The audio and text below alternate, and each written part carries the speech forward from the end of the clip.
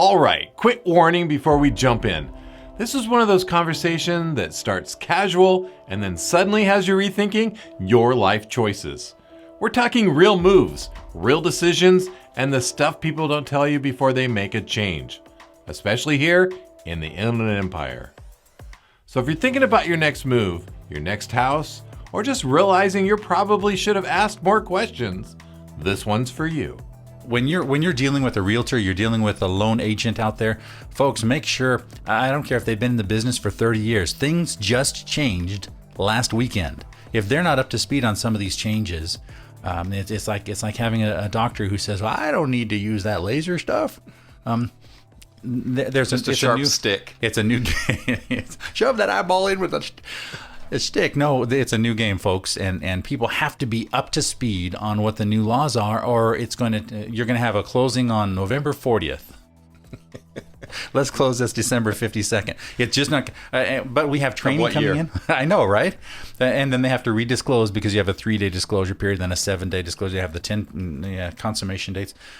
But we've had lenders coming in, actual lenders coming in saying, here's how it will affect your loan officers and how they do business. We've had title companies coming in, training our people saying, here's how it will affect you realtors. Even if you're not doing the loans, you have to be aware of this and this and this. So we're keeping our team up to speed on all the training.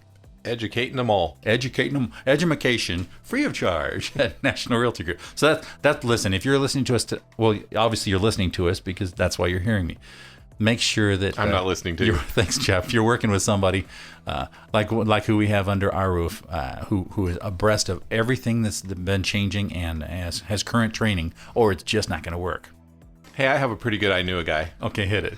So I knew a guy who came to me after already talking to a loan officer. He said, "Hey, I need you to help me fix a problem." And I said, "Oh, you need a loan? I'll help you out. What can I do?" He says, "No, I already got somebody who's doing the loan for me." But, and I said, okay, you said fix a problem. So what you're saying is you need for me to fix a problem that some other guy got you into. And I said, okay, which I'm always willing to help people that get into these situations. I just wish they would come talk to me before they get into trouble. And I said, well, what's the problem? He said, well, this guy's been working on my loan. I've been in escrow for about 60 days now. Nice. And I said, oh, so was it a 60-day escrow? Trying to, not make him feel right. Well, maybe it would make him feel bad, but he said, no, it was a 30-day escrow. And I said, so you're day 60 in a 30-day escrow. What's going on? And he said, well, we've got some issues. And I said, obviously, you're 60 days into a 30-day escrow. Obviously, there's some issues. And he said, well, as it turns out, my guy is a part-time loan officer. Oh, okay. And I said, oh, part-time like what? He works 20, 30 hours a week and you got to work around. No, he's part-time basically means he works when he feels like it. Nice. So that's what he meant by part-time, not really my definition of part-time. More of a definition of flaky. But this guy not only wasn't getting all the paperwork into his loan processor or his loan staff, he wasn't really sure how to do a loan, as it turned out. So he wasn't, like right now, we're talking about all the changes in the industry and all the new disclosures, and you got to stay on top of those. If you're a part-time guy, there's no way you can keep up on these things, unless you work at our office, because then we have training for everybody. But, not to plug our training, but plug our training because we've got people that are competent. Not part-time guys that work when they feel like it and get an escrow. You got to stay on top of these things for the people. So I said, well, let me take a look, and first let's make sure you're qualified to get a loan at all, because when somebody's in escrow for 60 days in a 30-day escrow, my first question is, can this guy really get the loan that he's been promised? Right. Because usually that means, sometimes it means that it's the loan officer, but a lot of times it means there's problems the loan officer isn't telling you. And so I looked at all his paperwork, and he had some challenges. I wouldn't have put him in escrow yet. I would have worked through those challenges before we got him in escrow, because you want to close in 30 days. That's your time period. And so this guy, he said, well, what can you do to help me? And I said, well, really, the only thing I can do to help you is if you want to do a loan application with me, and then we'll speed this through. And he said, oh, no. He said, I want you to help me so I can go back to the guy who's taken 60 days, and so he can speed along. If I start all over with you, I'm going to be 30 days in. And I said, well, you're already 60 days in, and you still got 30 days to go with him probably. Oh, no, they're telling me that it's 2 weeks. So now all of a sudden he's believing the guy who hasn't been able to help him out. Right. And so in the end, I can't remember for certain, but I don't think he got the house. I think he was, after about 90, 100 days, the seller just finally gave up on him. And he was so frustrated that he just said, no, I'm not buying a house. And that's part of the problem when you get frustrated like this. You pick a bad person or somebody who is only in it part-time, then that can be an issue. I dabble a little bit in personal loans and politics. This time next year, I'll be a loan officer.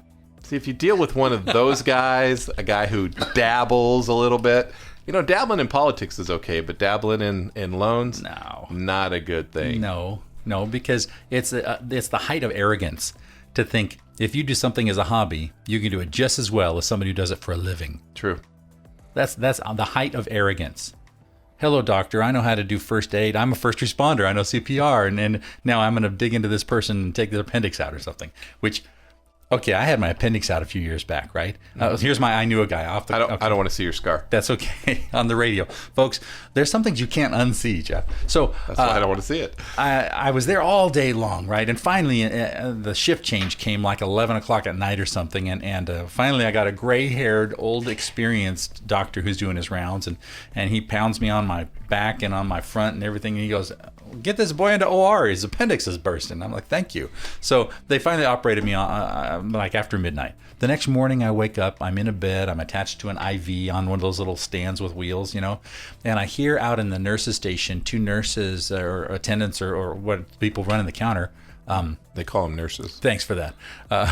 One of them saying that her cousin's best friend's boyfriend or something like that is saying you should refinance because rates have dropped almost over a whole % off of what you're paying now. And she says, but I've paid almost 12 years on my current loan. And I'm laying there in my bed. And I got up out of my bed, straining a gut. I'm wheeling my little... the little gown that ties in the back? I did. Did you hold that with one hand? No, I just came to the doorway. I didn't actually go out in all my glory. And so I'm standing in my door. I said, excuse me. Yes, can we help you, sir? Don't refinance. She says, what? I said, I've been doing this for years. And look at how much you're paying on your principal now versus how much your interest is. Well, yeah, but my interest would go down and my payment will go down this much money. I said, yeah, because you're starting a brand new 30-year loan. You've already paid almost half your stuff off. Refinance if you want to refinance for 15 years, but then just do that.